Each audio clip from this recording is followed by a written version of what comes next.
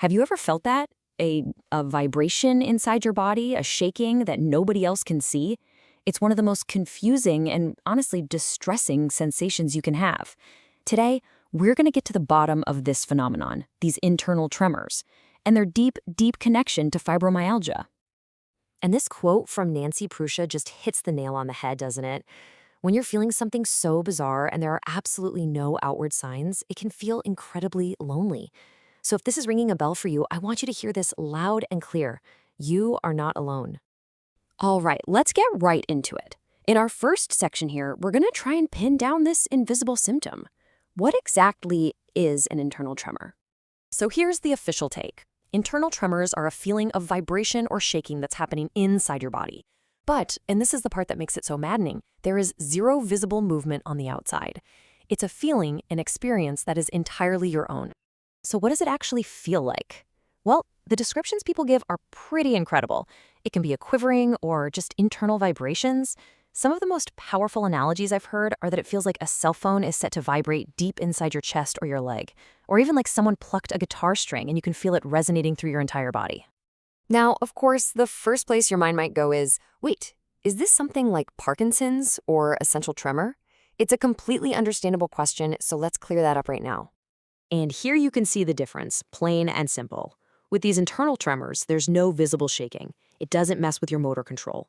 But with conditions like Parkinson's, you often see very visible tremors and clear challenges with movement. So they're really in two different categories. Okay, so we've put a name to this symptom. Now let's zoom out and connect it to the bigger picture. Because these tremors often don't happen in a vacuum. They're frequently linked to the very complex condition of fibromyalgia. So what is fibromyalgia? It's a chronic condition that affects millions of people. It's defined by this trio of symptoms: widespread pain, really persistent fatigue, and cognitive problems that many people call fibrofog. It's not just one thing, it's a whole constellation of issues. And I mean, look at this list. The symptoms are all over the map. You've got the widespread pain and fatigue, of course, but also trouble sleeping, mood changes, headaches, even digestive problems. So you can see how internal tremors are really just one piece of a much, much larger puzzle. And this brings up another great question. Okay, we've got the internal vibrations, but are other kinds of involuntary muscle movements common with fibromyalgia too?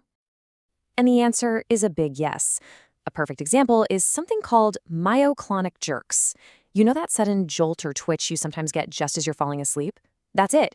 It just goes to show that the nervous system in someone with fibromyalgia can be, well, a little extra excitable, and it can show up in a lot of different ways.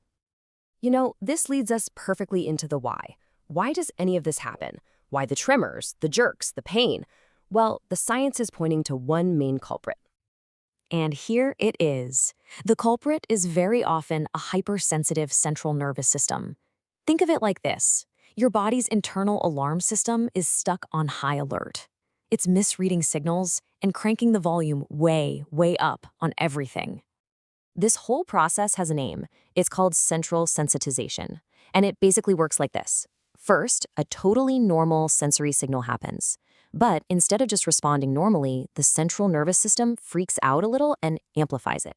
So by the time it gets to the brain, that sensation, whether it's pain or a vibration, feels 100 times more intense than it should. So what can flick that switch and put the nervous system into overdrive?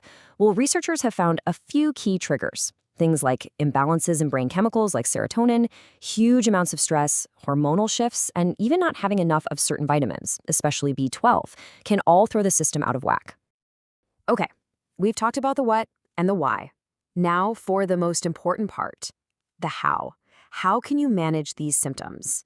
Let's talk about building a toolkit that can really improve your quality of life. Now, there's no magic bullet, but a multi-pronged attack can make a world of difference.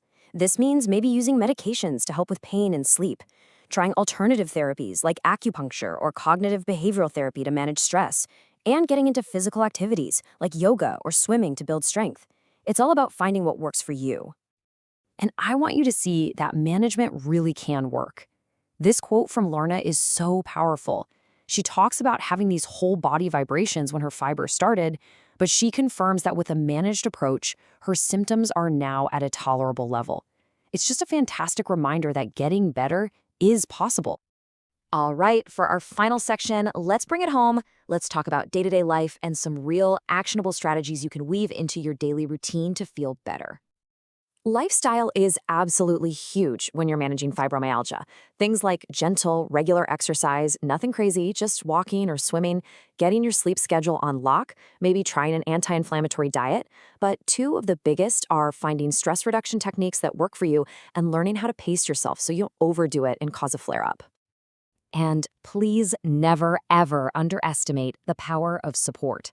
It doesn't matter if it's a formal support group, a counselor, or just friends and family who've taken the time to understand. Having people in your corner is absolutely vital. It's the constant reminder that you are not in this by yourself. And you know what? There is so much to be hopeful about. Research right now is digging into genetics and brain imaging to understand this condition better. There are new medications in the pipeline. And just look at what's on the horizon, wearable tech and apps that will give people more power than ever to track and manage their own health. So at the end of the day, every single person's journey with fibromyalgia is going to be unique. But that first step is always the same for everyone: understanding. Just getting a clear picture of what this is, what's causing it, and how you can fight back, that right there is where you take your power back. And that leaves us with one last thing to think about. With technology and research moving so fast, what new tools can you imagine popping up in the future? What could really be a game changer for people living with fibromyalgia? It's a pretty exciting thought to end on, isn't it?